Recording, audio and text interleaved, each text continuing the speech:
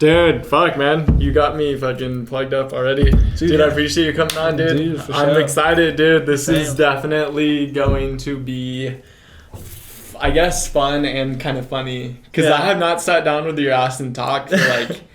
When was the last time we saw each other? Like, high school? Dude, I'd see you, like hella randomly at, like, Taco Temple. But, like... Really? It would just be like, what up? Because remember when you were working with Caleb? Yeah. So I'd see you then, and it would just be like, what up, Laser? And then you'd be like, what up? But, like, high school, because we had, like, chem together. And that was, like, hella long ago. We had ASB together, right? Oh, yeah, and ASB. That was when I was a freshman. And I was a junior? Yeah. No, I only did it senior year. So you were a sophomore. Oh, that's right, because I did do it sophomore year, too. Dude, yeah, bro, it's wild. I appreciate you coming on. For sure. It's we were trying to do this for like a second with JJ, for so long. He's definitely kind of, I guess, flaky. Is he flaky? It was just, I honestly, he's not even like a flaky guy. It was just like, I felt like it was just like bad timing because like he got COVID and then Fofo came up here and like gave me COVID, and so then like because we were gonna meet up on like the 27th or whatever. Yeah. And that was his birthday, and plus he's in like San Diego, so he's not like a flaky type, but it just it like didn't work. It like wasn't meant to be, I guess. Whatever happens, it'll align itself. Dude, yeah, what have you been up to? You're like an adult now. Dude, yeah. You know what I mean? Yeah. Like you are 21? Yeah. Damn, bro. When's your birthday? April 4th. April 4th? Nice. Yeah. I've just been doing like hella school because I go to Cal Poly now. That's hard, bro. Yeah. Cheers. Dude, cheers, you bro. Put in the time. Dude, you went to Cuesta? Yeah, I went to Cuesta, grinded Cuesta for 3 years. Nice. And then, like, got into Cal Poly. I have a full ride, so I'm going to Cal Poly for free. I'm actually getting paid to go to Cal Poly. Like, I, like, get this, like, scholarship because, like, I got good grades at Cuesta, and I made it into Cal Poly for, like, mechanical engineering. Damn. And so I got the scholarship, and then, like, I get, like, federal money because, like, just based on, like, family income and shit. And so, like, every quarter I'm getting, like, $1,800 in profit to go to Cal Poly, which is, like, the best school. Like, for, like, engineering, like, it's such a trip. So I've been, like, doing hella school, trying to surf, like, as much as I can, but, like, school's taking up so much of my time because I'm just, like, grinding, trying to get it done. It's going to take me, like, 3 years because I'm going to get my ME degree for, like, or mechanical engineering degree. And then I'm going to get a computer science minor. And so, because I'm, like, trying to, like, work on, like, rockets or, like, planes or cars or something. Like, get Elon Musk level. Okay. And so I'm, like, grinding for that. So I'm, like, trying to fit in surfing. And then on top of that, like, I do Muay Thai. I have a girlfriend. You have a girlfriend? Yeah, and that's, like, that's a full-time thing. Or it's just, like, you know, so like... you are a grown-up. Yeah. You are a grown man. It's weird, because, like, I don't necessarily, like, think of myself like that, but, like, the stuff that I do, I'll, like, take, like, a second to, like, kind of step back. Like, when I'm at, like, the bar, I'm like, dude, this is, like, an adult thing. Yeah. It's weird. But, yeah, so I try to, like, I don't know, I've always felt like I was, like, a little, like, more mature than my age. And so it's nice to sort of be, like, in a groove where I'm, like, busy. So this is your first year of Cal Poly? First year of Cal Poly. What made you want to go, like, ham mode and go, okay, I'm going to work on some rockets type shit? Dude.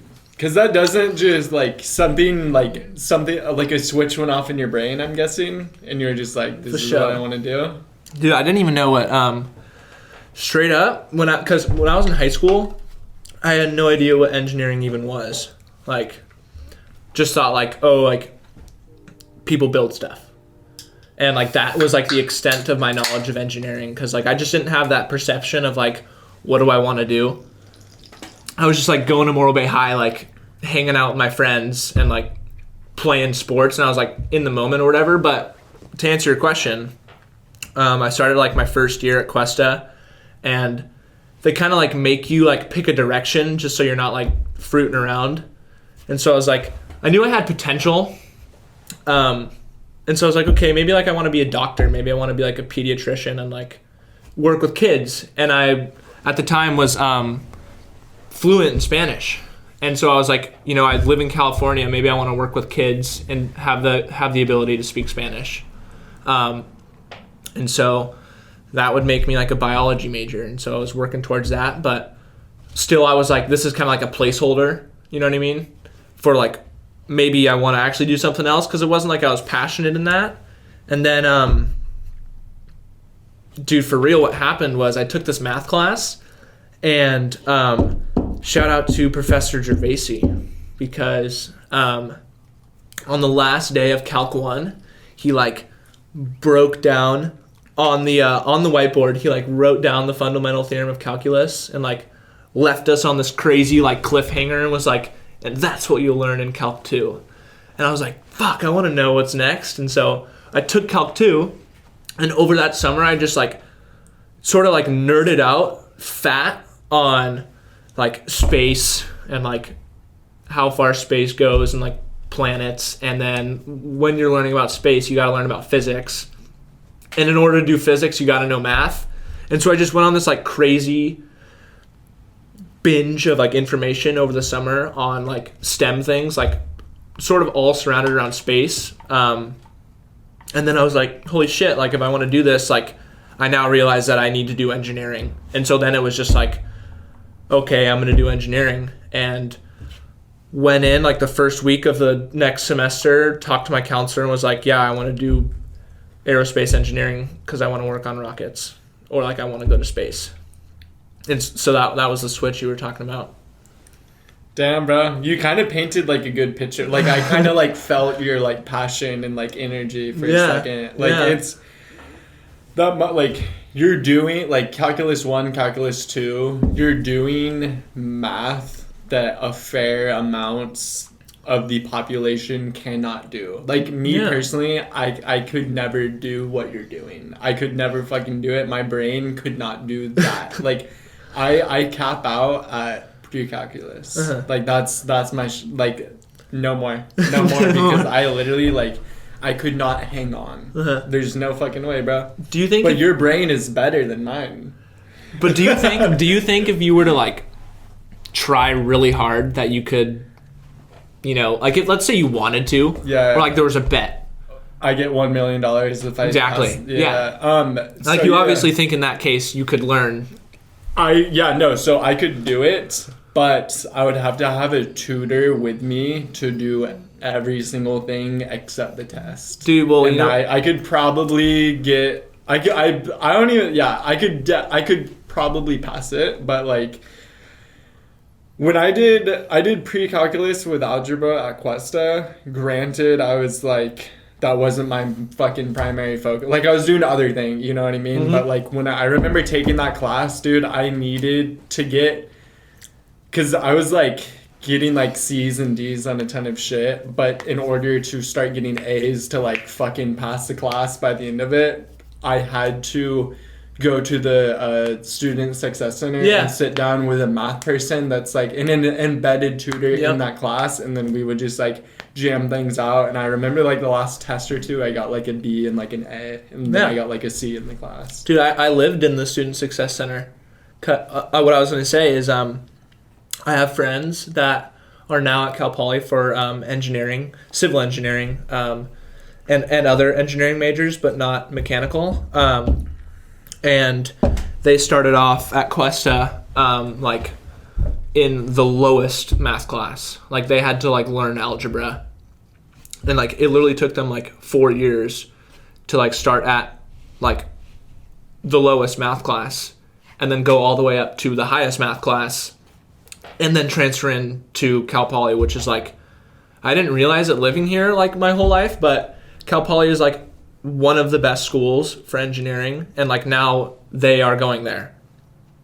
And so what I'm saying is like that like those were people that like knew nothing about math, and then like, you know, they were able to do it just because like they wanted to, I guess, and they had that drive.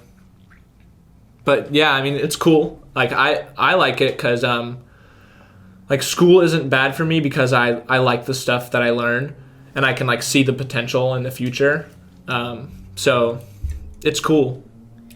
You've always have been, I guess, like a smart kid, right? Yeah. I was always like, I would like test into I would like test into like the next class, and I think it was as a kid I never liked to disappoint, and so I always felt, I remember in elementary school, like if I didn't do well on something, that my teacher would be like disappointed in me, and so I'd be like, oh, like I don't want to disappoint Miss Jones, like I need to study and actually do my homework, like while other people like wouldn't do their homework. So and I also think like my dad's pretty smart, and so I think he kind of passed that on to me. But thank you for the compliment. Yeah, thanks. Who do you hang out with? Like, do you hang out with people currently? Yeah, like you have like a friend group and shit. For even sure. though like you guys are like for sure going different paths. Yeah, and most shit. definitely. Who do you hang out with that I would potentially? Yeah, know? you know all of them. Really? Yeah. Damn. Most definitely. Yeah. Well, I've got my buddies from school who you wouldn't know, but I have buddies. Like, so every day I go to, Levi Kroll, Ethan Solu, Caleb Reed, Oliver Putnam, Wiley Neva. They all live in the same house. No fucking way. In SLO. Dude, they are up to shenanigans. Yeah. They have to be. Dude, they're always hitting downtown and they're always getting so faded and like they're always trying to, but that's like my like immediate friend group. And then Rocky Rosario when he's here, friend group, but he's going to school in Sacramento, so like he's like, he's busy and he's also got a girlfriend and they like go crazy and go travel like to exotic places and shit. But Rocky, my school buddies, and like that's like the core group right there. And then I don't know if you know Ian Gray. Yes. Yeah, but Ian Gray is in the Navy and he's like, we're like bros. Damn. And he's in Connecticut and he's got a kid on the way. Are you serious? Like 2 weeks. Really? He's married. That's hard. That's hard. What made him want to get married? Dude, well, he met a girl and they found out they had a kid on the way. And, in the military, when you get married, there's huge compensation bonus. So, like, have you ever noticed how, like, the people in high school that would go to the military were oftentimes the ones to marry first? Definitely. It's because when you're in the military, this is part of the reason, I don't think this might be the main reason, but when you're in the military, you need to be flexible with where you may need to live, because like they can bounce you around. Mm-hmm. And so to incentivize someone to like be a part of the military, if you get married, then they want your spouse to be able to move with you, and so they'll basically pay you like it could be like, I don't know how much it is, but like damn near like double. So like you're making like X amount of money, and then if you get married, you're gonna make like 2 times that amount of money or something like that. And so that's why, because they see a huge like potential to make some more money, and if they want to get married, then they should get married, and if they have a kid on the way, then like be married for the kid and make more money. That's cool. Yeah. That's cool. Yeah. That's cool. So, that's cool.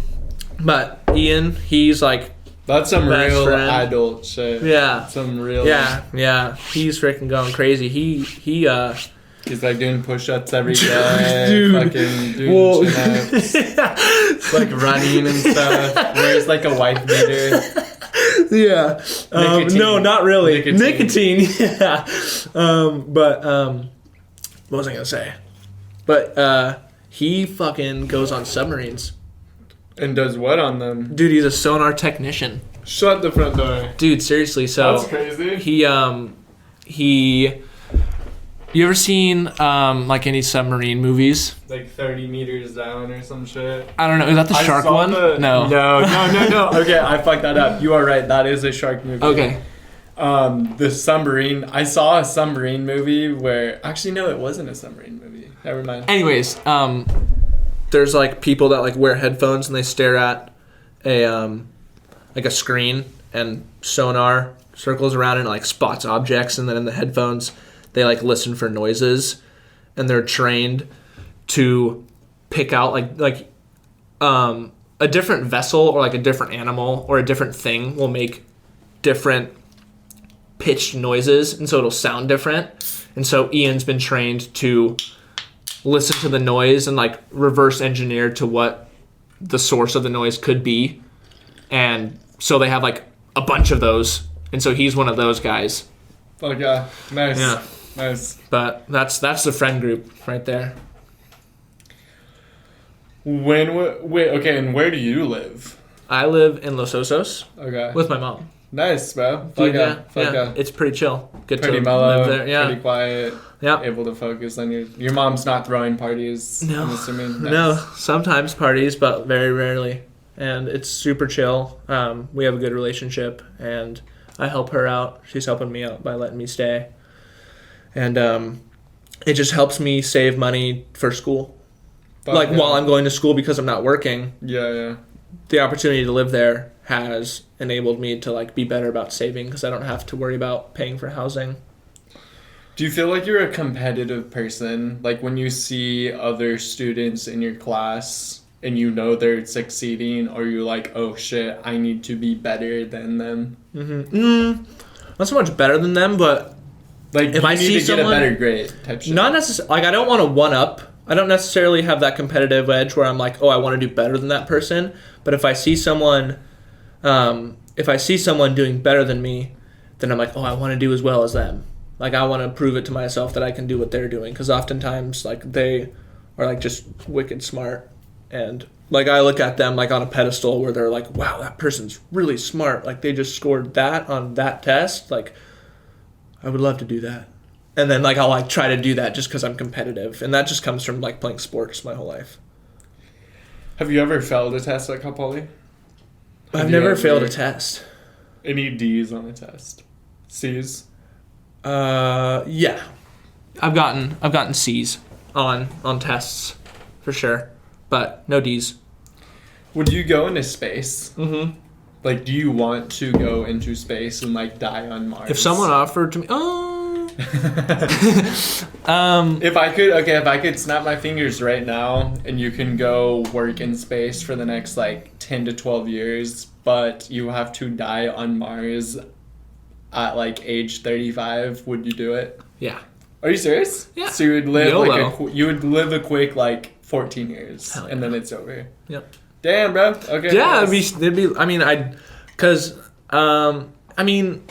would obviously have to think about it more because 35 is young, and I'd like to live past that. But depending on what that looks like I'd love to go into space. It's not like necessarily like a frontier goal of mine, but like if in this scenario, if someone offers me like a ticket, or the question that I always pose is like, let's say that you're guaranteed that there's a planet that is similar to Earth in that it's sustainable for life. And like, let's say I'm asking the question to you. You would be in charge of what that planet looks like. Like, you can pick if there's aliens on the planet that are welcoming you. You can choose if you want to be like the first human-like creature. And when you go to the planet, there's either small animals and insects, or there's dinosaurs. Like, you get to pick the scenario of this Earth-like planet very far away.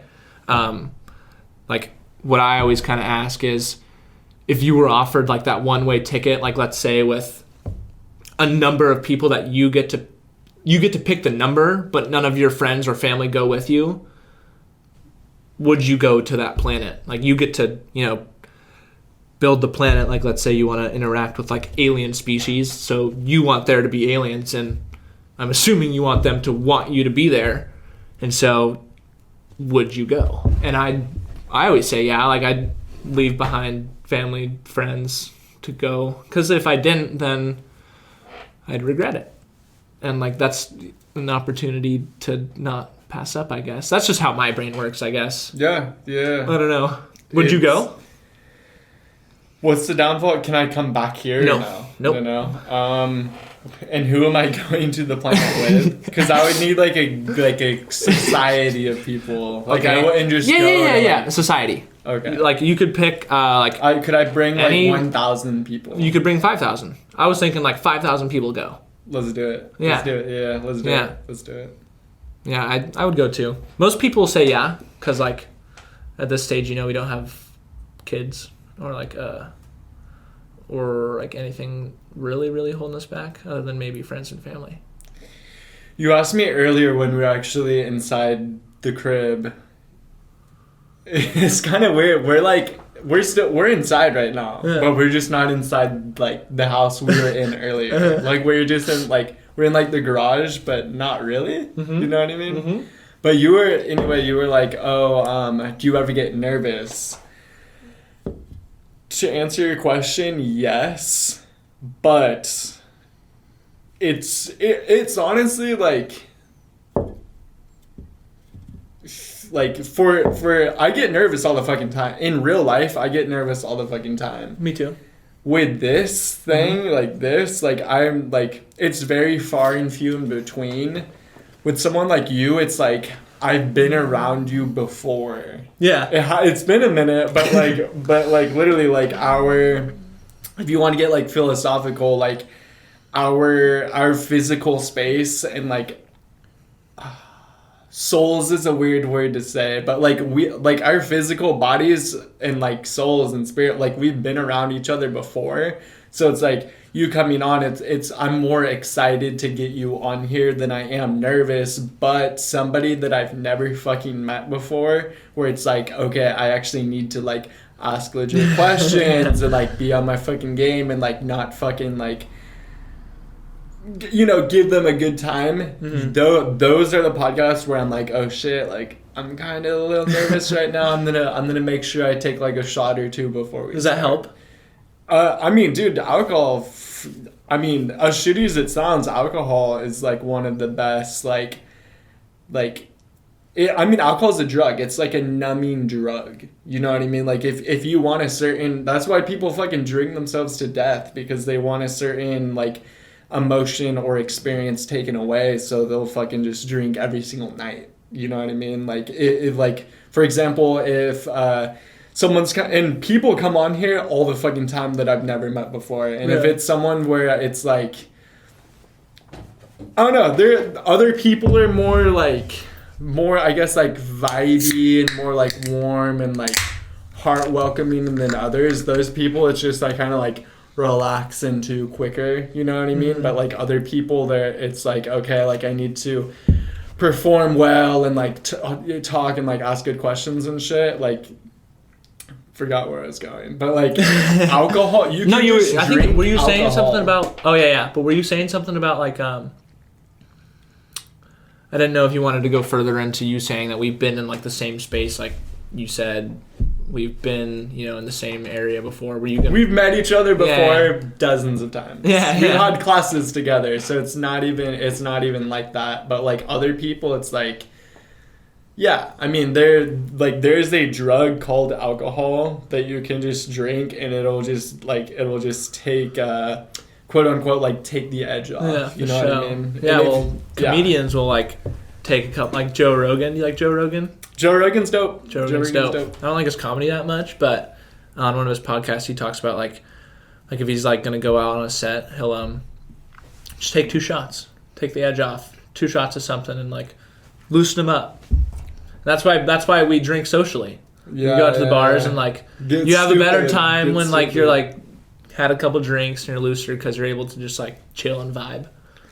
Have you ever thrown up downtown slow? Never. Have you ever? I threw up on my 21st, but not in downtown. Okay. I made it home and then I slammed a bunch of chips or something. And I was just like closed my eyes and started spinning, and I was like, oh, I gotta send it, and just went to the bathroom and pulled trig and yacked a couple times and went to bed and it was chill.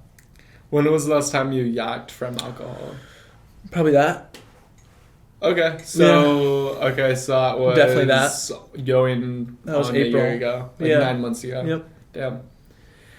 Are you like a drinker or like partier person? Nah. No. I never was. Like, Ever? no. Like, I always just like to like kick it and chill, and like there were some bonfires I went to in high school that were fun. I went to a couple parties that were like okay, but most of them got like rolled, and so then that was whack. But nah, like my family has like some of my family just in my bloodline has had like problems with drinking, and so that's always been like in the back of my mind when it comes to like drinking. Like I'll drink, but I'm not trying to like drink all the time and like uncover something in my genes that will make me want to drink every day, like you were talking about. So like no, I'm not really a drinker. Like, and I'm just so busy with like school, and I'm like kind of a stressor, and I want to like, you know, check all the boxes off on my calendar just so I can like, you know, feel good that everything's done and not feel behind. And so a lot of times like that'll manifest itself into me not really like going out a whole lot or me not drinking a whole lot, because it'll just like sometimes make my next day like a little less productive. But I enjoy it, like going out with friends, like a good group of friends to like the bars is fun. And like New Year's Eve, drank a couple Happy Dads and just like got loose, had a good time. Like that's super fun. Do you mind if I snag it? Oh, dude, I was gonna offer you one. Okay, fuck dude, yeah, I'm down. Dude, I'm just gonna put it right here. Fuck yeah. You can help yourself. Okay. Dude, there you go, bro. Dope. How'd you like that last flavor? Honestly, I think so. With lime, I drink lime for anyone watching this, but it wasn't bad. It was like do you know what a Truly is? Yes. So the lime flavor of the Truly tastes like fucking like iron ore, and it makes me like want to yak. The lime with the Happy Dad, it wasn't that strong, but it was just like, okay, like, you know what, like I'm gonna ask CJ to not give me a lime again right now. You know, well, I got the last lime. Okay, let me know what you like, how you like that flavor. So wild cherry is literally 10 times better. It's just like some Bud Light seltzer, they do a good lime, but I just drank a lime Happy Dad.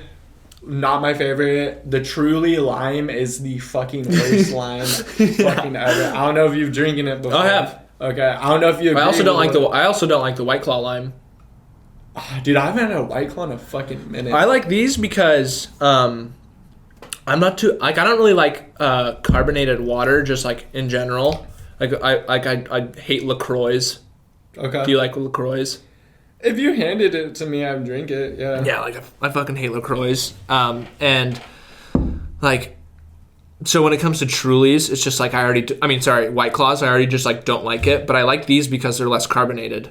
And so, like, they kind of go down easier. That's a huge thing about it. And so, like, because White Claws, like, all that carbonation will just, like, make me, like, fucking full. I don't know. But these are really good. I love these. This might be the first time I've like sat down and like actually like enjoyed the flavor. I've shout out. Do you know Cam and Cody? I think their last name's like Najarian or something. Yep. I dropped something off at their house one time and they gave me some Happy Dads, but we shotgunned it, so I was like didn't really feel out the flavor that much. And then I've had Happy Dads before, but I was fucking like borderline blacked out drunk already. Didn't really taste the flavor that much, but like sitting down right now, I'm like tasting the flavor. Yeah, and, like it's not a bad drink, dude. To be honest, like, I like them. It's what you just said exactly. Like, there's not a lot of carbonation in this. Yeah. Like, it's not, like, too bubbly, but it's just bubbly enough. Yeah. It's just bubbly enough. Yeah, dude, I like these things. And I also just, like, don't like beer. And, like, hard alcohol, like, kind of tastes like butt. And, like, I don't like hard alcohol really that much. But, like, whiskey sours are pretty fire. Yeah.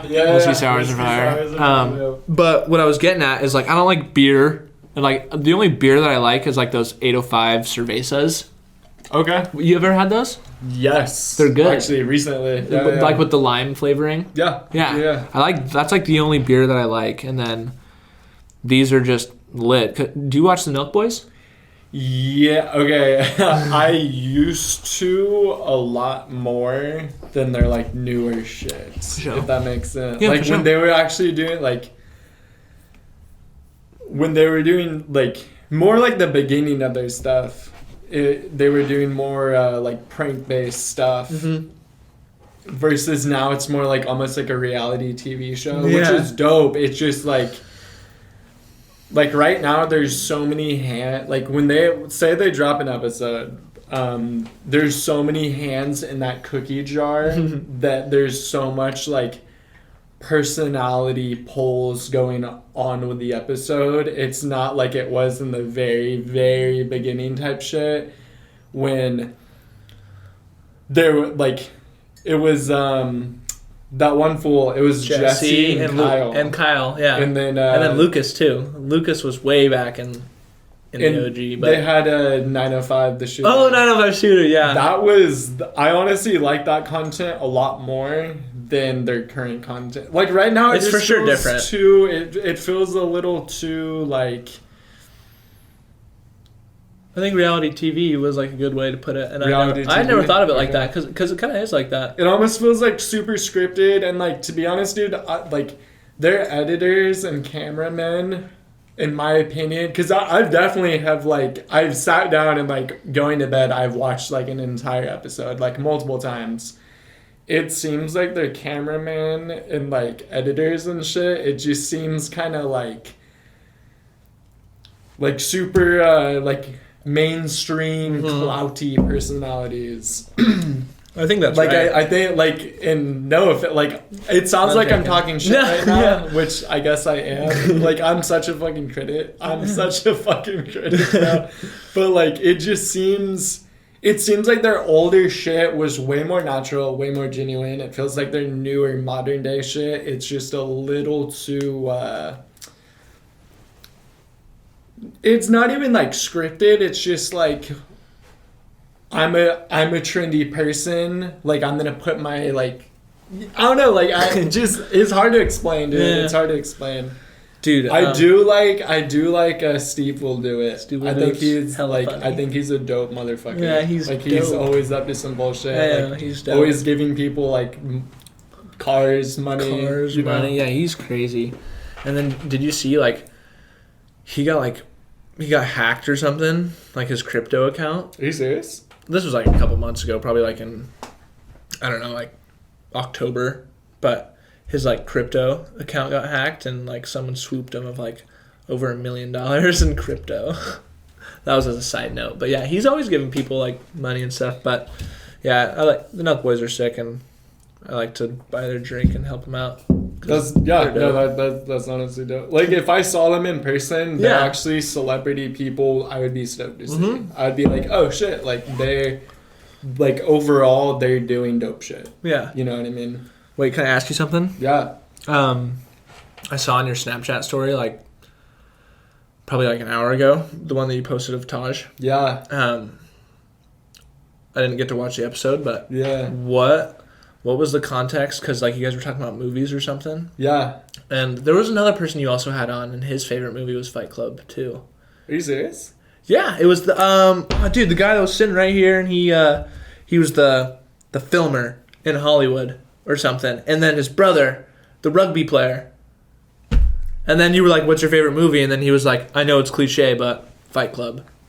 Dude. And then I just saw on your Snapchat story. Oh, I don't know. It was like James and Lucas. Oh yeah. Okay. Yeah. You watched that episode? Oh, for sure. This shit came out of my fucking nose and you commented. Oh, yeah. That's funny. That was so funny. I think I screen recorded it too because it was just so funny. And if you want to go full circle type shit, in Taj's episode, we actually brought that up because came out that went back again, and I was like, dude, you know who called me out last time was fucking CJ. Oh, no way. Now you're on tonight. And I dropped that episode of Taj with me saying that tonight. Dude, that's so weird. Wait, and so what were you guys talking about Fight Club? Because I love that movie too. And it reminded me because you said that you're a critic, and I wanted to like get your take on movies. Dude, fuck yeah, I appreciate you. Yeah. Fight Club. I watched it for the... Okay, so I've been on some, like, bullshit lately. I've been trying to watch a fuck ton of movies that get talked about in just everyday life type shit. So, my whole life, like, I've always heard people talk about The Godfather. Oh, yeah, I've never gotten around to watching those. I watched it. I've heard I watched it this year. Did you watch both of them, or is there 3 of them? There's 3 of them. I watched 1. Okay. I heard the second one's the best, but maybe I shouldn't have told you that. Nah, dude, I'll watch all 3 for sure. I've always heard the Big Lebowski classic movie. I watched it. Kill Bill Volume 1. Oh yeah. Watched it. Going to watch Volume 2 soon as well. Fight Club classic. Had to watch it. I can keep going. Django Unchained. I never saw that movie for some fucked up reason. Just watched it. Have you seen The Matrix? Thing, 1982. Oh, I haven't seen The Thing. You've heard of it, though. Yeah. That's a classic movie that's a classic. that we always hear people talking about. Yeah. Fucking watched it 3 nights ago. No way. Like, I'm on some bullshit right now where if I hear a movie being talked about a lot, that's dope. Goodfellas. Oh, yeah. Sorry, I just spit. You're good. I didn't see it. Have you heard you've heard people in everyday conversation talk about Goodfellas? Yeah. Like once or twice in your life? Yeah. Okay, for sure. I've talked about it. Where I've been, because like, isn't Goodfellas a movie where the guy's like, he's got all the coke, mob shit, it's the mob, and like he thinks that like that helicopter's mobbing after him. You watched it, right? Yeah. Yeah, so I've brought it up before. That's a classic. The Godfather smacked Goodfellas. No. Into a different. Isn't it like a 3-hour movie? Godfather? Yeah. And it was like good the whole way through. Oh, have you seen what's one with Al Pacino? Scarface. Thank you. You've seen Scarface? Scarface is good. Godfather is probably better than Scarface. Okay. Dude, Godfather was such a good fucking movie. Okay, because my dad has told me he likes movies, and he's told me like Godfather 1 good, Godfather 2 really good. So but like I said, I've never gotten around to watch it, but now I kind of have to. I feel like. Yeah. Okay, well, keep going though, because I want to hear what else you've watched. I'm definitely forgetting 1 or 2, but you know the general vibe I'm on. Like I'm just trying to watch all these classic movies that I've like deprived myself of for some reason. Fight Club, debatedly like one of the best movies that I just named out of all the... Dude, Fight Club was so fucking good for so many reasons. The thing that I liked about Fight Club, the flow of the movie was crazy, stupid. Like there wasn't like, it would just kind of like take you in, and you would just get comfortable enough to like go, okay, like I kind of see what's happening in the movie. I'm gonna relax for a second. And then right when you would kind of like lay back in your seat and like chill for a second, Brad Pitt would take you, he would just give you another spin, and then you're like, oh fuck, like I'm like perked up again. What's happening in the movie now? Like this character just got introduced. Like the flow of the movie was like untouchable. Like it was honestly like perfect flow. Acting, acting was good. Like sure, whatever. Sure. That's not even like a main thing that I'm like looking for really, but like acting was really good. They like touched based on like honestly like a mental health condition, the whole like multi-personality disorder. Like I really liked how that was like the main point of the movie, but you don't find that out until the end. Like it was honestly pretty dope. So dope. I really like that. And then just the plot line, because the plot line, I love a good plot twist, and that movie has a good plot twist. That movie has a really good plot twist, and then there's also like, I don't like a crazy romantic love story, but that movie had just enough of like a little romance where you're kind of like rooting for the guy to like keep, talking to this girl, and like, I don't know, it was just kind of like a cool depiction of like that piece of society that was kind of depicting like average based people, like fuck the 9 to 5, like I want to start something new, I want to do this, I want to do that, like, it was good, dude. I really fucked with Fight Club for so many reasons. And also like fuck consumerism, because that was like Brad Pitt's character's whole thing was because you remember and you don't know the so there's the Tyler Durden. There's the you don't know his name. Yeah. So we like in all the stuff that I've read about it, they call him the narrator. But in the beginning, like the narrator's got all that stuff from IKEA, or no, not IKEA. Maybe it's IKEA. I think it's IKEA. Yeah, I think it's IKEA in his apartment. Yeah, and it's just like he's got everything he needs. And then another analysis that I saw was like in so many scenes they will have like a Starbucks cup. And it just talks about like how, and then Tyler Durden, Brad Pitt, is all about like, you know, you don't need to buy all this shit to like fill some void. And so I also like that part of it where it's like, fuck consumerism. Like, do you really need that? And honestly, I've taken that into like my everyday life a little bit. But you hit all the key points I felt like for that movie. And like the plot twist is so crazy because the first time I watched it, not see it coming. Yeah. Had no idea. Yeah. And then he's like walking into all the bars and they're like, yeah, no, like, you started this. Like, yeah. They all recognize him and he's like, oh, I don't know you.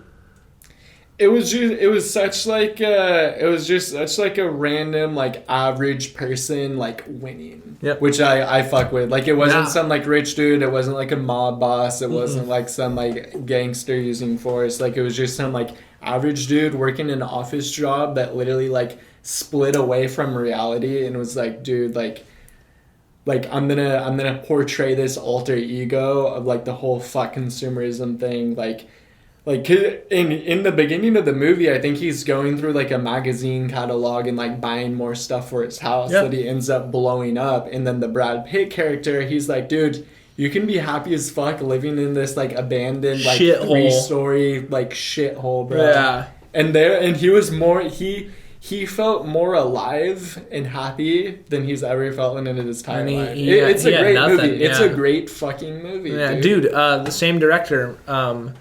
Another one of probably like in my top 10, but same director. At some point in your movie watching adventure that you're embarking on right now, you need to watch The Game. The Game. It's by the same director. Okay. And it's a mindfuck, just like Fight Club is. Okay. If Fight Club's a 9.5, The Game is a 9. In my book. Damn, okay. And so it's good. The Game is a mindfuck, and it's hella good. But yeah, add that to your list. Have you seen the Matrix series? I think I've seen one. I think I saw the first one, and I was like, what show? It wasn't like it didn't hit me like Fight Club. But it wasn't. I mean, The Matrix wasn't bad. Mm-hmm. It was not a bad movie whatsoever. I think if I were to name my top 3, it would go. Yeah, I know my top 3: Fight Club, Matrix 1, and then either Django Unchained or Bruce Lee: Return of the Dragon. Do you fuck with Pulp Fiction? Yes. Pulp Fiction is probably my favorite movie of all time. Yeah, I think that's a great movie. Quentin Tarantino is just so sick. And that's why I fucking like when Taj came on, we were like going Kill Bill, Django. Yeah. That's Quentin Tarantino. Dude, can we take a little piss break? Yeah. Okay, fuck. How are you doing so far, bro? We're doing good. We're like 45 minutes deep. No, are you serious? Yeah.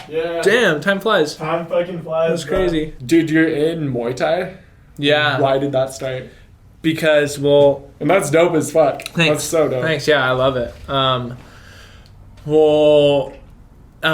When I was a kid, I just like, Bruce Lee was like my idol.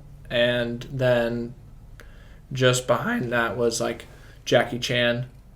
And then because Chuck Norris was affiliated with Bruce Lee, I liked Chuck Norris. And like those guys are all legends. Like, and they make these movies and they're able to take on like it's the same reason that I like Fight Club and that I like The Matrix. It's because there's one person that can like single-handedly like dismantle, destroy, and beat up like 10 people at one time just because they have like this, they have mastered a technique. And so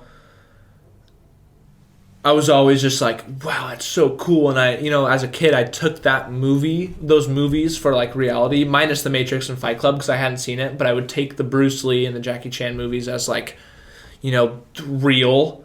And so I was like thinking that like Bruce Lee and Jackie Chan were really beating those people up, and I wanted to like become a black belt in karate because of those figures. But I was just so involved with baseball, soccer, basketball that I had no time to like go start any of that. And then when I went to Cuesta, after high school, for 99% of people that play sports, the last time you play on a team, like a formal team for like a school or like in a league, like a legit league, I'd say 95% the last time you do that is in high school. And so at Cuesta, I'm just focusing on school, and like I didn't really have, like I was surfing, but I was like, oh, like now I finally have time to do something martial arts. And I'd realized at that point that like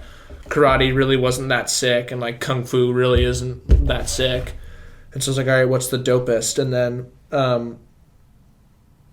jiu-jitsu and Muay Thai are like the bread and butter of UFC. And so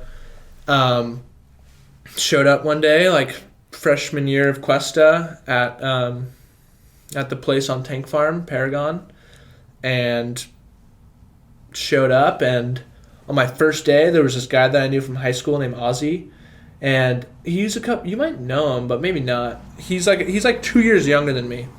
And I was like, Ozzy? And he was like, CJ? And I was like, dude, I didn't know you did this. And then he was like, this is my first day. Like, I didn't know you did this. And I'm like, this is my first day.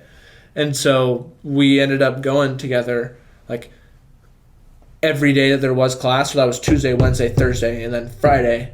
And I just like immediately liked it. And then like took a break because I was getting pretty heavily involved with school, and it was kind of hard to keep that side of my life going, the Muay Thai side, while I was doing school, because I needed to get straight A's in order to get into Cal Poly. And so I kind of sacrificed the Muay Thai for school. And then COVID hit, and so, studios closed. No one's doing nothing. And then it wasn't until May of 2021 that I started doing it again. Do you want a different flavor? Do you want one? Yeah, let's do it. All right, would you rather have watermelon or pineapple?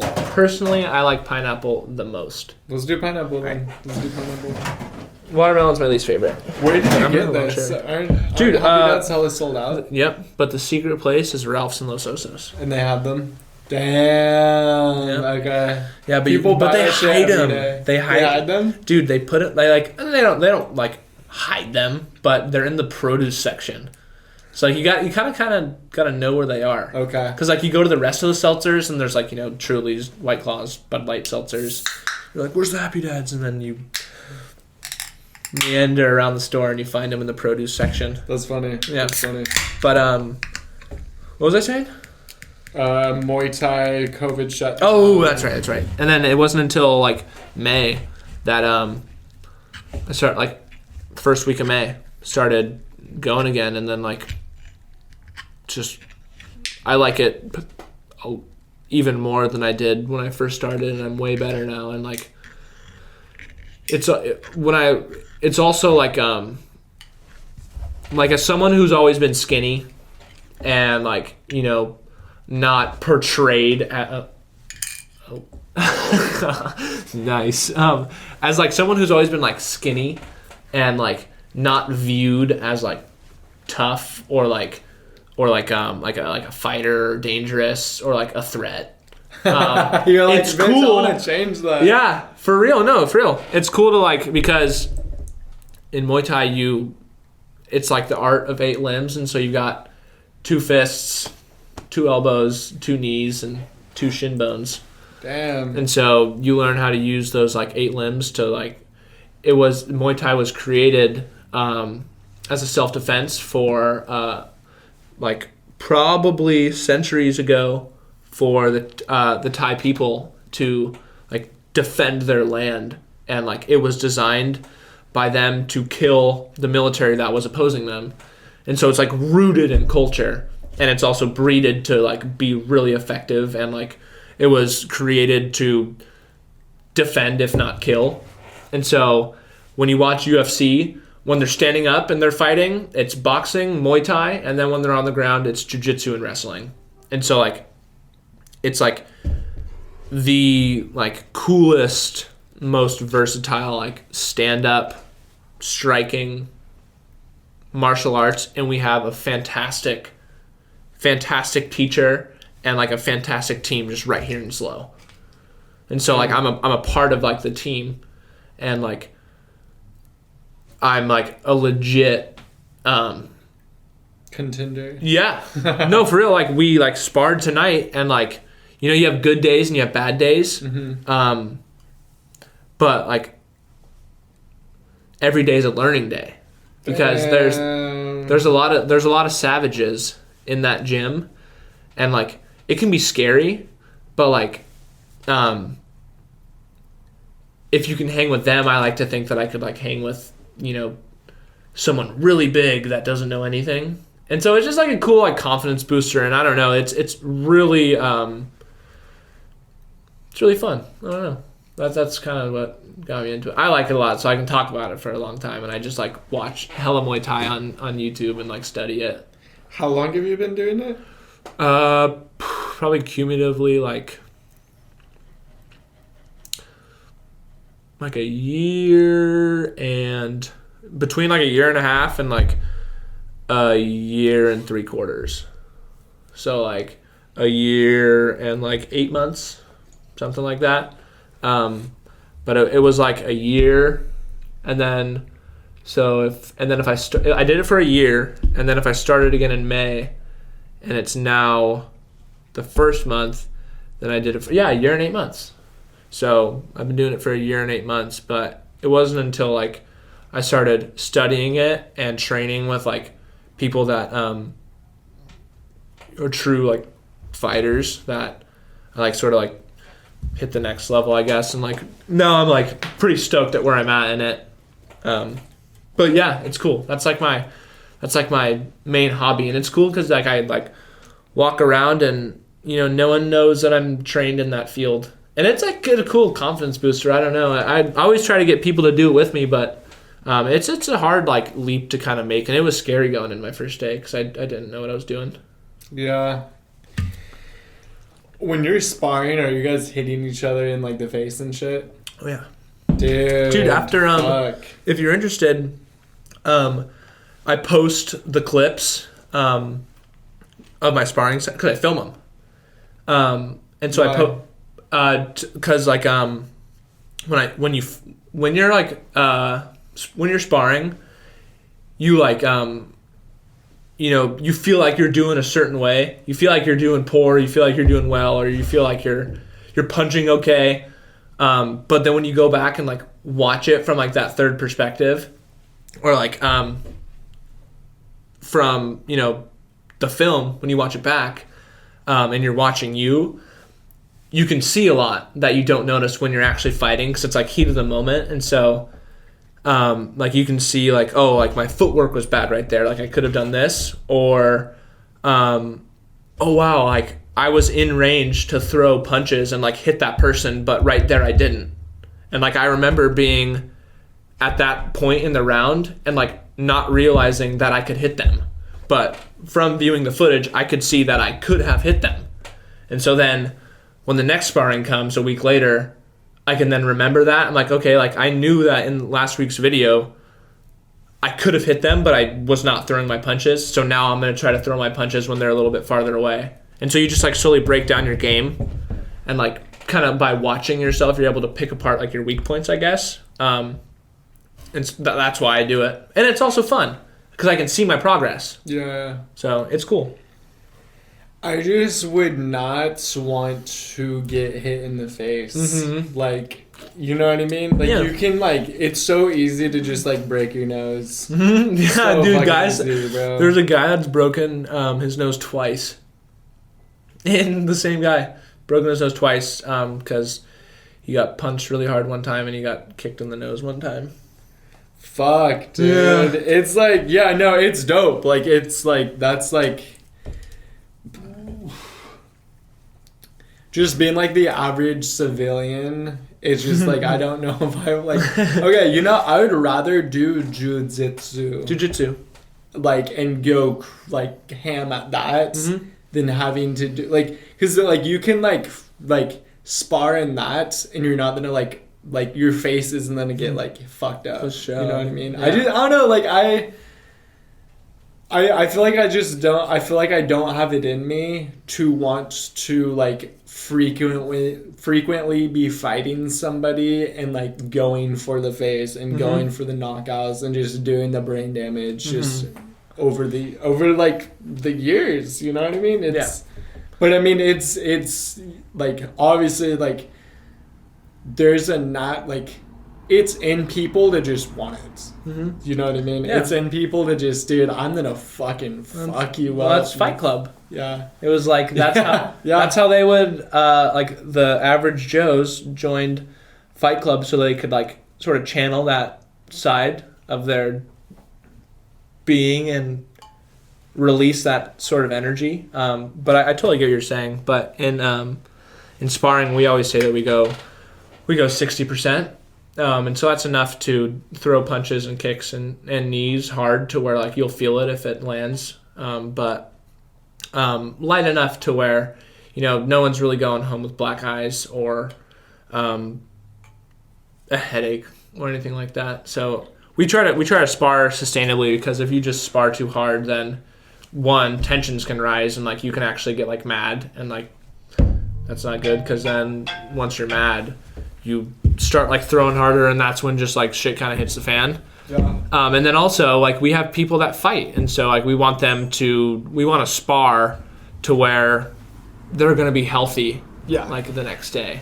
So yeah, those are some of the components, but I totally feel you, and I think that's why it's hard to like get people in, because a lot of the times I'll like try to get someone to come in because I want them to like do it with me, because I think they would like it because I like it. But and then a lot of the times people will come in for like a day, it's their first day, and then we'll just never see them again. And I think a lot of that comes from maybe just it not being their thing, and I think that's perfectly okay. You also said you had a girlfriend. Mm-hmm. How and where did that happen? Cuesta and in the Student Success Center. Okay. Yeah. We, like, at Cuesta, because we both were going to Cuesta. She's still at Cuesta, and she's my age, so 21. But she's from Chile, so she's from the country of Chile. And she, Willow Bailey? Yes. She was friends with Willow Bailey, and I would see Willow Bailey at Cuesta and like say what up, and then I would like talk to her friend and her name's Tatum, and then like one day I saw Willow and she was like, do you think Tatum's cute? And I was like, yeah. Like, why? And she's like, because she thinks you're cute. And I was like, okay, like for sure. And then I think like I got her Snapchat from Willow and just like asked her out or something. We hung out a couple times, and then that was like almost 2 years ago. I think I know who you're talking about. Do you? And she went to like our high school, right? No. Okay, maybe different. No, she moved. Okay. She moved to America in 2018 for her first year of Cuesta. Oh, then definitely not. Okay. Yeah. But yeah. Accent? Yeah. Her parents are, so she's white and her parents are American, and they like met at Cal Poly and they moved to Chile to do. They have like an abalone farm and a bee farm, in Chile. Snap. Yeah. Snap. And so they had their kids in Chile, and so they were born and raised in Chile. And in the household, they would speak English, but then when they would go off to school, they would speak Spanish. And so she's got a little bit of an accent. Some people don't hear it. I hear it, but just a small one. Yeah. And you guys have been together since what year? February 2019. So 2019. So oh shit. So you are at. Oh, I'm sorry. February 2020. 2020. Because it'll be 2 years in February. So you're going on 2 years. Mm-hmm. Damn, bro. Okay, so how does that work with Valentine's Day and your Our anniversary is the day before Valentine's Day. So do you just we just group it. Okay. Yeah. Okay. Happy anniversary, Valentine's Day. It's the same shit if you're born like a day or two before or after Christmas. It's just like your shit out of luck. Exactly. Yeah. So it's pretty, and she's super dope because she like, you know, it's cool to have like guy friends, and like there's always going to be like a different relationship between like, you know, bros and like, you know, your girlfriend. But she's super dope because she like, you know, we just are like grounded like with each other, and you know, it's just cool to have like a partner. I don't know. It's like a best friend and like a girlfriend. It's sick. So, yeah, it's chill. I like it. Dude, this has been a fun podcast. It's been flowing. It's been fun for sure. Dude. 1000%. Okay. I've got a question.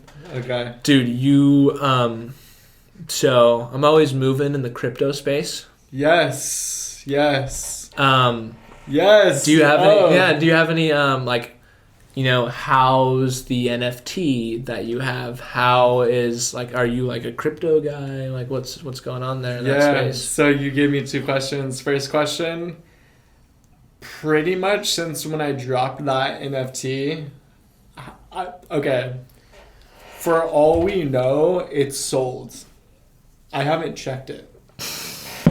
And that's the thing. It wasn't like, oh yeah, bro, like I'm gonna try and like make this money and like I'm gonna flip this shit. No, I literally wanted to drop an NFT of a tiger in a robe smoking a joint with lasers flavor popping up on a TV screen, just to say and like be that guy to flex. Mm-hmm. Cause like, yeah, I just wanted to be that fucking like unnecessary douchebag that just like, yeah, bro, look, I have an NFT, you know what I mean? Like I wanted to say like, I wanted to like be that guy to make an NFT. Mm-hmm. So I did it, you know what I mean? And I don't care about like, and I put it as like a stupid price too. Like I commented, yeah, I remember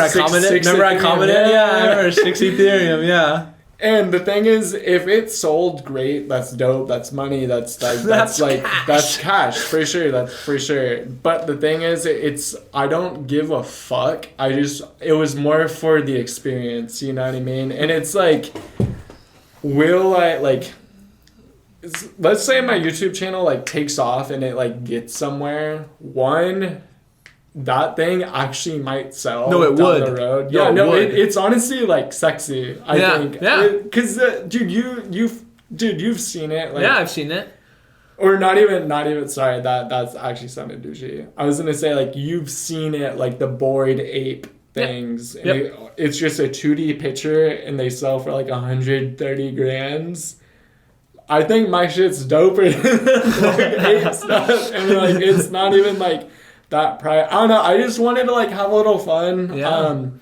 My homie was like, still is like more than ever like making NFTs and selling them, and I just saw like a way in it quick and easily, and I spent like $300 in Bitcoin to make it. So like not even $300 US, like $300 in Bitcoin when I bought the Bitcoin. So it was probably like way less in US dollars. And I was just like, dude, like let's make it. Let's do it. Let's do something fun. Yeah. I'm not really like a creative artsy type person, but like fuck it. Like I like what what's an NFT? Because honestly, NFTs kind of came out in 2021. So I was just like, dude, like I'm gonna try and be one of those people that are like, I guess, kind of ahead of the curve. You personally speaking, like how many people do you know that have an NFT that you like hang out with on like a regular basis? Like probably not a lot, right? No, I know 0 people that I hang out with on a daily basis that have an NFT, and I know 1 person who has an NFT out, and it's you. And that was like that's dope. That was like me. Like I'm gonna be a fucking douchebag, dude. No, not even, bro. Because so you said you had a friend that does that stuff. No, like making like according to them, like I obviously don't like check. Oh, I'm sure. According to them, they've made tens and thousands of dollars. I'm sure. Like selling them. Dude, I'm sure because what me and a couple friends did was like we checked out Fiverr. Have you heard of Fiverr? It's like a freelancing. Yes, so we went on Fiverr and there's like a bunch of people selling, their services to make NFT art. And so a couple friends and I like bought some NFT art, and we're in the process of that happening. Okay, nice. Yeah. Okay. But I totally agree because like, you don't want to get lost like in the background. And so that's why I think crypto is cool. That's why I think NFTs are cool, because if you just sort of like take that risk and like sort of say like fuck it, and like rather than like deny it because like maybe it doesn't make sense to you or whatever, you have like a chance to like make some money and have some fun and have something out there. Exactly. I think it's cool. Yeah. I think it's cool. No, thank you, bro. Dude, yeah, that's so cool that you haven't looked too. Yeah. No, for all we know, so I savage. can go on Rarible right now and have that money in my fucking MetaMask. On Rarible? wallet. Okay, nice. But like again, like I just don't give a fuck to check. Dude, because, and that's the thing, like, dude, I'm like But think about this. Small YouTube person. But think about this. If you don't check, let's say you check in 2 years and you find out that it's sold like either that day that you checked or like today or sometime before, you're going to have 6 ETH in there. It's going to be 2 years down the line and it's going to be like literally like, 5-10 times what it was when it was bought or like what it is today, which is dope. I think that stuff's cool. And then your other question about like cryptocurrency. Actually, can I go back really fast? Okay, so I wanted to do this other thing to get people actively involved in cryptocurrency and NFTs, and I am I guess doing like a little like I have like okay, so I'm wearing one right now. I made t-shirts for like my YouTube channel, and I'm actually making more very fucking soon. And what I originally was gonna do is I was gonna sell the t-shirts at chill price, like $15 or something, as an NFT though. So you had to download the apps, the MetaMask, the Rarible, whatever, and buy a different NFT that I make at that price, so it'd be like 0.00001 EFT, not EFT, fucking Ethereum or whatever, right? Yeah. So you buy it, and I give you the t-shirt. And I wanted to do that to like get more people involved and on the hype train of cryptocurrency and NFTs like as a whole. But the thing is, I'm not that level. You know what I mean? Like I'm like a small local like podcast person. Like on it, like not a lot of people know who I am. Like no one knows who the fuck I am. You know what I mean? Like I'm just like in your local backyard doing a fucking podcast. But if I had a fuck ton of like if I had like a big audience, I rethought it, because I was like, dude, like who's gonna download the apps, who's gonna buy it as like an NFT and then link up with me, and then like I would like send it, you know what I mean? Like that's so much work for how small I am. But if my shit was ever like poppin', that's totally something that you could do. For sure. Like, oh dude, like I have like tens of thousands of people looking at their shit. I'm gonna make 50 NFTs and sell them for 15, not 24 grand, but $15. You have to download MetaMask, motherfucker. Yeah. You have to download fucking Rarible, motherfucker. And I like that, like, oh, you already have the apps? Oh, you're looking at other stuff? Like, let's get you on the crypto chain because, dude, the crypto chain right now is popping. It's lit. It is, dude. You can, if you have the money, you can change your life overnight. But you have to have the money to, like, do that overnight. Dude, overnight, for sure. Overnight, for sure. But if you're doing, like... If you're doing the long haul, you don't need that 3 much. 3 to 5 year plan, like, you can... Little goes a long way, for sure. You can do it, dude. You can fucking do it. Dude, I had, in 2016, I had $75 in Ethereum, Bitcoin, and Litecoin, which were like the main three back then. Kind of still are the main three blockchains now, but that was 2016. And I don't even know why I bought it. I don't even know why I had it, but... Like, what I'm getting at is if I just would have, like, kept that and, like, sort of forgot about it in my Coinbase. I'm going to go pee outside, but still listen to you. Alright. If I would have had that, like, it would be, I don't even know how much money it would be, but to continue with what we were saying is, like, dude, a little bit of money, like, and you just hold it for a long time. Like, I always just tell people who want to play it safe and want to get into it, just put $50 or $100 in Ethereum or Bitcoin and forget about it, and like never touch it, and look back, like, you know, in 5 years and add like 1% of whatever paycheck every time to it. Just like steady increase your balance of that crypto. And dude, people are just gonna, like, it's not gonna go away. A lot of the experts think it's not going to go away. And there's people that do think it's going to go away. But in my opinion, those are like kind of people that... Because back in the day when the internet was getting started, people thought the internet was a fad. And they're like, yeah, the internet isn't going to, like, you know, bear fruit, per se. Or like, the internet's going to go away. But look at the internet now. Everything we do is the internet. Truth. And so... Truth. There's people, there's like the analogy that people think that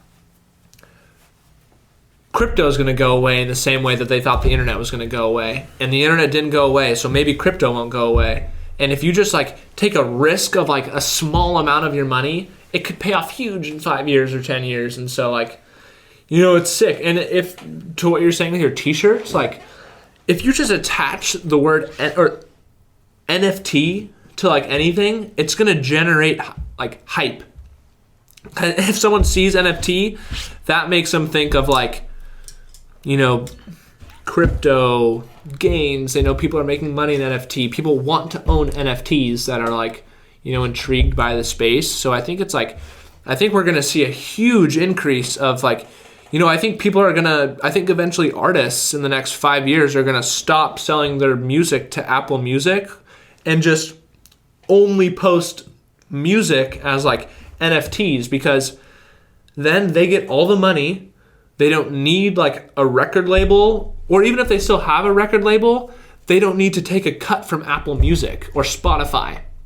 They can just post their album or their song or their music video for whatever crypto they want, or whatever cryptos they want on it as an NFT, or not even as an NFT, just as a product on a crypto.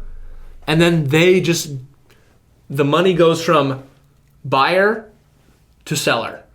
And so instead of like going from buyer who pays Apple Music takes like, you know, 50%, 70%, and then sends it to the record label and then sends it to the artist, it's going to go buyer artist or buyer record label artist. So people are going to make more money. Why would you want to use, you know, fiat currency or Apple or whatever. So I think it's like, you risk losing, if you do it right, you risk losing a losable amount of money to where you'll still survive if that money that you put in goes to zero. You risk that. And on the flip side of that is you could make a lot of money, because there are people, bro, that like have had Bitcoin or whatever, or Ethereum, that are like my age, your age, that are millionaires just because they put $1,000 into something years ago. And so we're going to see financial like independence, like it's going to be a new wave of millionaires. And I know money isn't everything, but like, you might not have to work, and then you can do what you want. And money doesn't bring you happiness, but at least you don't have to stress about food or your house or something, and then you can do good with money. So I don't know. I think it's a super intriguing space, and I'm super like into it, hella involved. I'm always investing in cryptos and just like telling people about it and trying to get them into it, because like I think it's a huge opportunity, because we're still early. Oh, we're so early, which is crazy, because like it's now like an everyday conversation. Like I don't know like if you met up with like family or whatever for Christmas or Thanksgiving, but like I said some bullshit about it comes up. Like people talk about like Dogecoin and like, or like Bitcoin. Yeah. And like it's like, the majority of people still like don't really like, they know it, but send it. But they don't but they don't like one of each flavor. Okay. Try watermelon. But like they know about it, but they're not buying it. But eventually, if it stays around, then the old people that don't get it and that aren't buying it sadly die. But then us, the people who have been in it, get older, and we influence the younger generation, and they know about it, so they're gonna get it. So if the ones that are around now are still around and you have a little bit, it's gonna freaking go. If you just like delay your gratification, like let's say that you put in $1,000 and in a year from now your $1,000 is now $5,000. Instead of cashing out and like, buying some clothes or, going on a nice meal or something and like cashing out, if you just delay your gratification for another 5 years, instead of 5,000, it could be 50,000 or whatever. You scale that with any amount of money that you're putting in. So like, that's just what I'm doing. I'm only putting in. I'm only putting in the money that I've got, and I'm getting money from the school. That's my only source of income, is money from the school. And I'm just like, slowly building up a portfolio, and it grows, and you go through dips, and then after the dips, when you're like, oh shit, it's dipping, and people are freaking out. I didn't want it to dip. You want it to dip. Yeah, you want it to dip. Yeah, I know you want it to dip, and then when it's dipping and everyone's selling because like people are scared and like they're maybe novices and like they don't know, because so many people will buy high, like they see Bitcoin all-time high 69,000. They're like, oh my god, it's going to the moon. I gotta get in, and then they buy, and then boom, goes down to 40,000, 29,000. And then they're like, fuck, it's never going to come back up again. Like, I got to get my money. Like, while it's still there, I'm going to sell. And so people do that. But, just play it cool. That's why you invest. You don't invest more than you can afford to lose. And, you just play the long haul. Because the people who have made millions, hundreds of millions, and billions in crypto are the ones that bought and held. They're usually pretty tech savvy, too. They know sometimes, but sometimes also they were just trying to buy like stuff off the Silk Road. You heard of the Silk Road? No. Dude, the Silk Road was like in so like Bitcoin was like 2008 when the financial crisis, and like Satoshi dropped Bitcoin and like just affected this like cyberpunk like subculture. But what was I saying? What did I ask you? I asked you if you knew about something. You were like, yo, do you know about... Fuck. Okay, hold on. We have the proof. We can go back now. I'm kidding. You're like... Did I say yes or no when you asked me? I think you said no. Do you know about... The Silk Road. So the Silk Road was like, it was a byproduct. It was just basically like the Silk Road was made because, crypto is good because it's untraceable and it's private and it's anonymous and you can't get traced from it or whatever. But the Silk Road was created to buy illegal things. So like drugs, counterfeit money, weapons, services that are illegal. And so like some of the millionaires maybe weren't even tech savvy because they just like, maybe they like needed 50 Bitcoin back in the day to like, buy some weed because they lived in like Utah or something where that was like inaccessible. And so they had like 100 Bitcoin at one point and then they forgot about their Bitcoin and they found a hard drive like a decade later and they have $1 million. But more oftentimes than not, they're pretty tech savvy because, like that stuff's cool. Let's put it like this in terms of scale. This is like when I first got introduced to cryptocurrency. Actually, shout out Evan Weisberg. He was the person who made me get cryptocurrency. Ethereum was like $1,300. Mm-hmm. So this was like I want to say this like was a year ago? February to April-ish 2021. That sounds right. February, so not even a year. That's a crazy thing. Crazy. Not even a year ago. So if you bought, let's just say like ideal situation, you had $10,000 just laying around, and you bought 10 Ethereum. You just spent, let's just easily call it 10 grand. Mm-hmm. You bought, when I got into it, it was like 1.3K. Let's just say call it a grand. Let's call it a grand. Fuck it. Fuck the $300. Let's say you buy 10 Ethereum, you have it. It's in your wallet. Recently, it went up to like $4,800 to $4,900. So per coin, that's pretty much like a $4,000 increase. And if you had 10 coins, you invested 10 grand, and within 8-9 months, you made like 40. Like you made like total, not profit, but just total. You would end up with $40,000. $48,000. 48,000? Yeah, because if you buy it at 1,000 and it goes to 48, okay, if it goes to 4,800, 48,000, but that's a 4.8 multiplier of your money. And you that's in your fucking wallet. Mm-hmm. You know what I mean? And it's like people's argument is, oh, that was when it was that price. The thing is, dude, like right now, Ethereum, it did dip a little bit. It's at like $3,300. Mm-hmm. Dude, if it went to 80 grand in like 2 years, which fingers crossed it does, dude, it like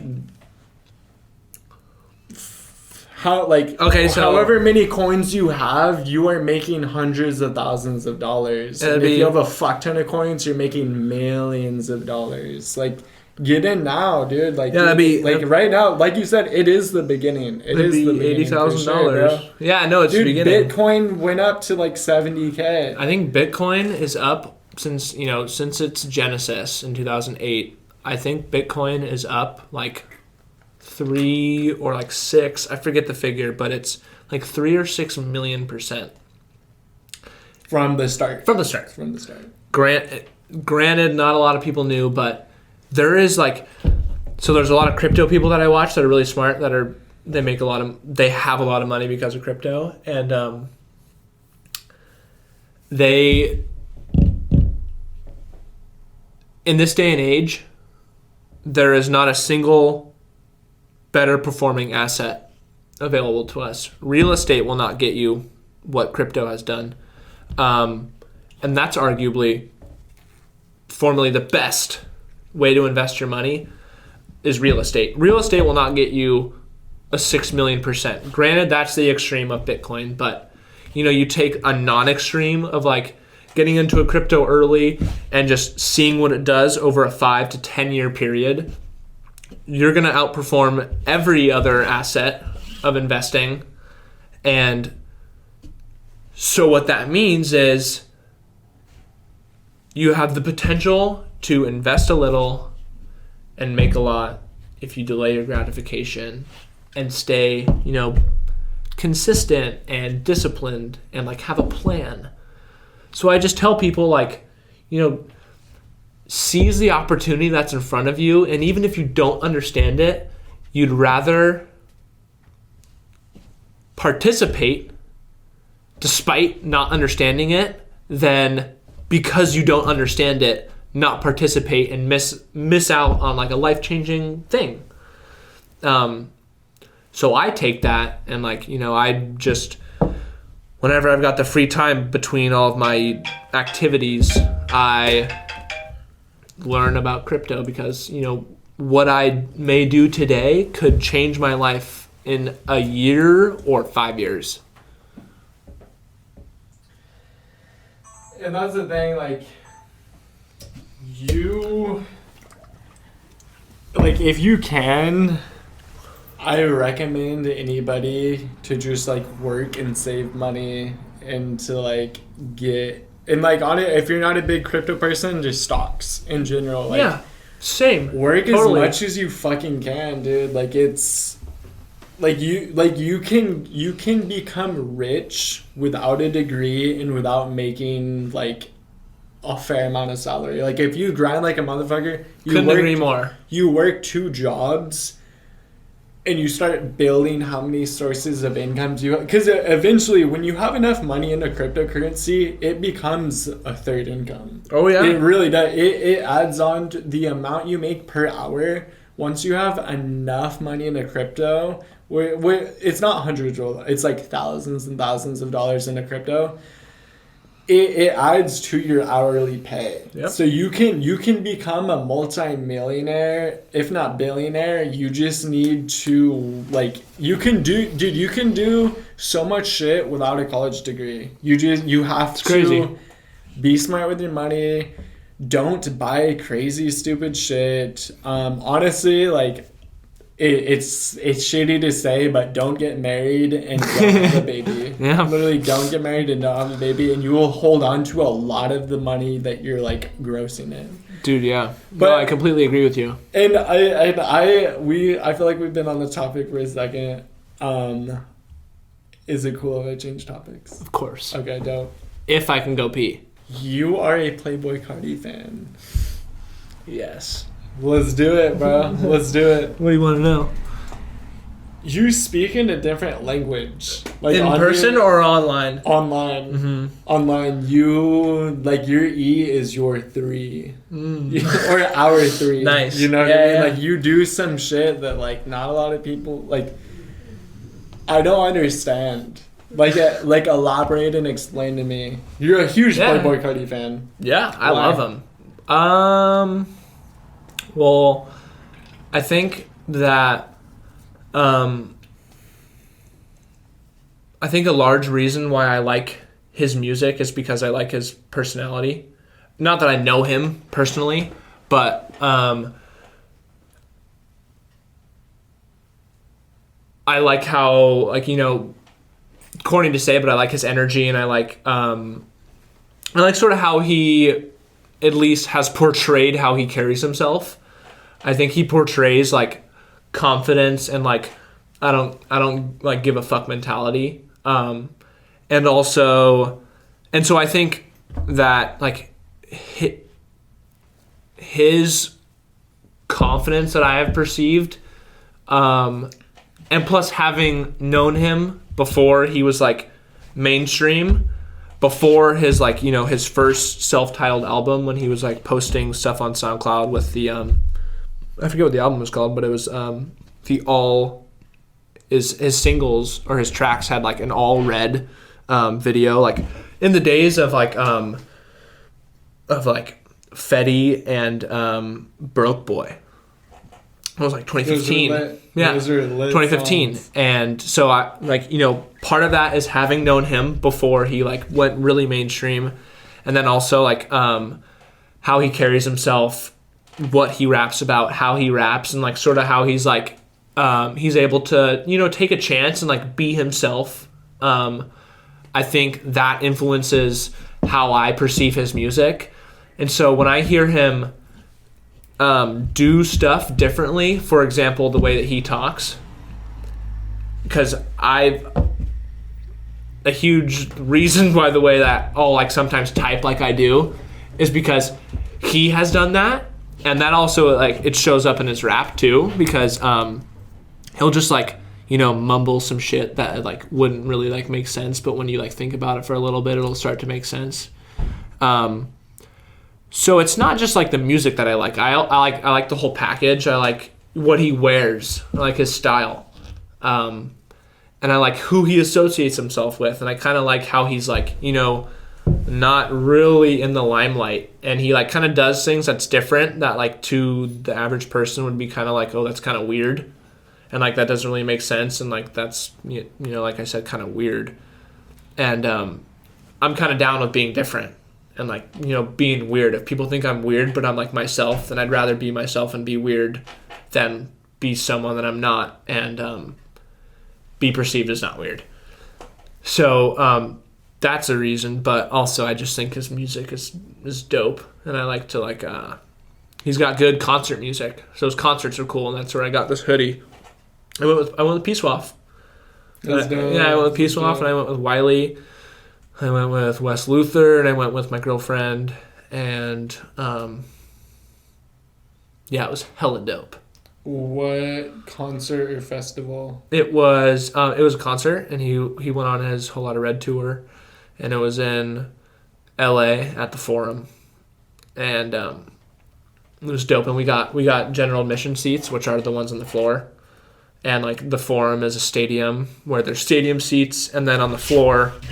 It's called general admission because in the days of like Shakespeare theaters, the poor people would get the seats near the stage where the rich people would get the stadium seats. And so it's called general admission, even though it's like the best view because you're on the floor. And so we bought tickets early and got on the floor and like got to mosh and like have a super good time. And I got to be like as close as I've ever been to like, you know, the coolest, in my eyes, like pop figure or pop culture figure with like my like homies, and it was sick. But yeah, I love his music. That's dope, bro. Yeah, that's dope as fuck. Thanks. And you got that jacket there. Yeah, I was security. Gonna. Yeah, he is a vampire. Yep. He literally is a fucking vampire. Yeah, I wanted to get the shirt, but they sold out of the shirts, so I had to throw down some money for this screen printed hoodie. Yeah.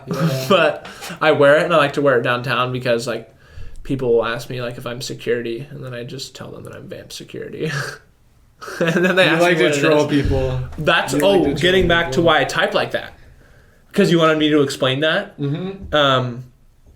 That's probably the biggest reason is because if I type like that, and like let's say you're with like Taj or someone.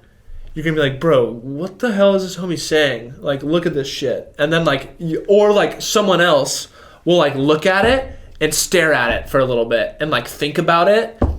And, you know, like maybe they'll try to break it down, or maybe they will just like not care to like break it down, but it'll make them think.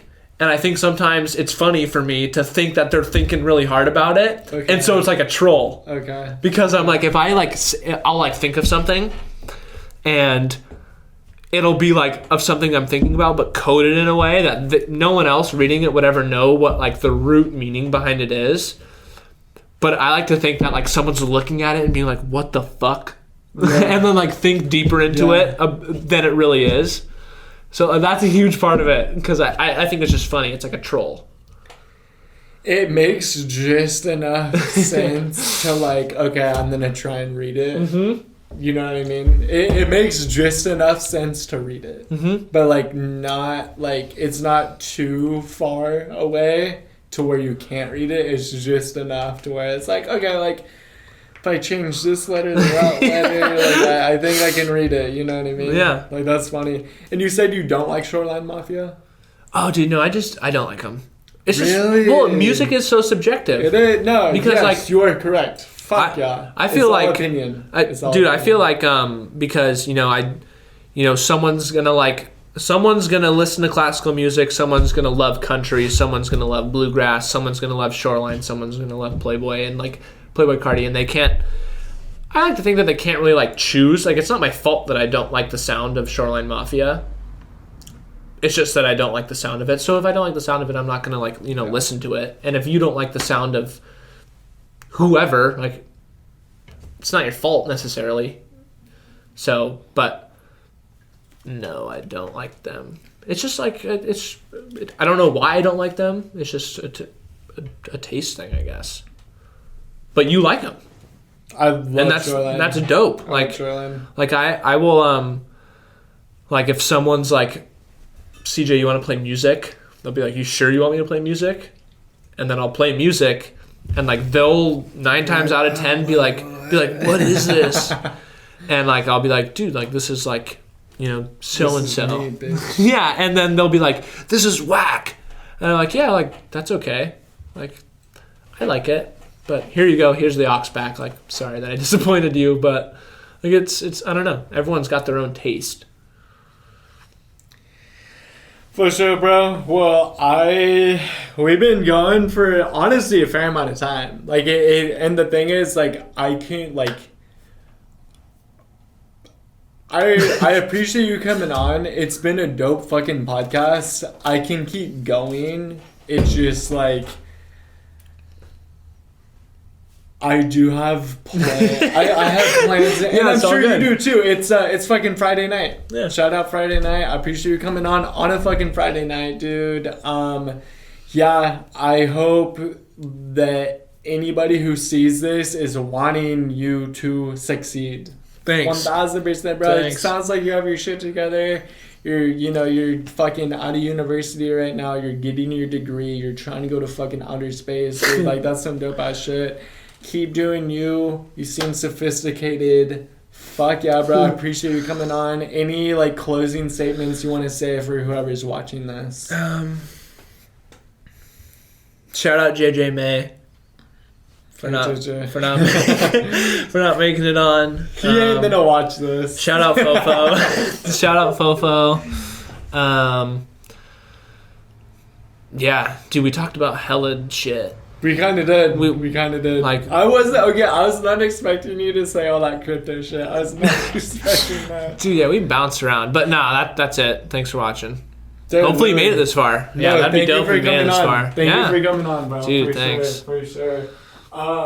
Dude, I think my favorite flavor, because I tried all 4, and honestly, man, that cherry one was kind of gas. Cherry one? I kind of liked the cherry. It had that like cough syrup taste, but it wasn't too strong.